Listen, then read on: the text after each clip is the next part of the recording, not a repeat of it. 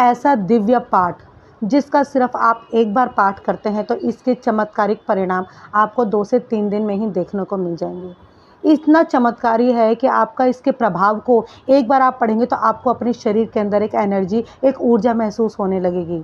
यह पाठ जब किया जाता है जब आपको शत्रु परेशान कर रहे हैं, आपके विरोधी आपके पीछे लगे हैं, आप जहाँ भी जाते हैं आपकी बुराइयाँ चलती हैं, आप ऑफिस में, वर्किंग प्लेस में आपको लॉकडाउन किया जाता है, या फिर आपको लगता है कि चारों तरफ बहुत ज़्यादा नकारात्मकता हो गई है, लोग आपको तरक्की को नहीं देखना चाहते, आप आगे बढ़ते हैं तो आपको आगे बढ़ता हुआ नहीं देखना चाहते, या घर परिवार के हैं या बाहर के हैं जिनके मन के अंदर भी आपके प्रति मैल या शत्रु या विरोधी भावना है, उसके लिए यह पाठ बहुत ही चमत्कारिक है।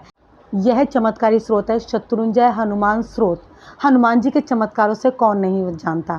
हनुमान जी के हर पाठ इतनी चमत्कारी होते हैं, अगर सच्ची श्रद्धा, भावना और एक सकारात्मकता से किया जाए, ऐसा करते हैं तो इससे आपको शत्रुओं पर विजय मिलेगी। जो भी आपके विरोधी खड़े हैं उनके प्रति आपको एक पॉजिटिव शील्ड मिलेगी, एक आपको एक सुरक्षात्मक कवच मिलेगा।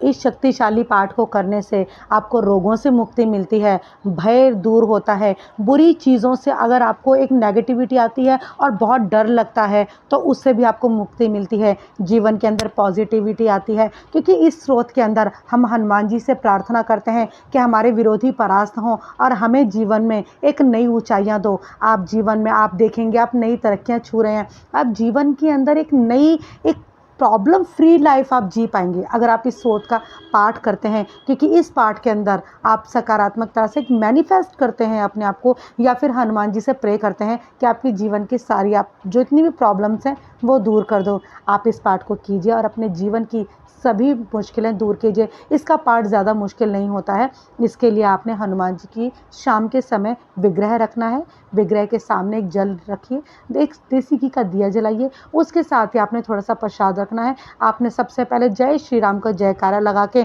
हनुमान चालीसा का पाठ कीजिए, उसके बाद आपने इस स्रोत का पाठ करके बाद में राम स्तुति का पाठ कीजिए। ऐसा करने के बाद आप हनुमान जी के चरणों में शरणागत हो जाइए।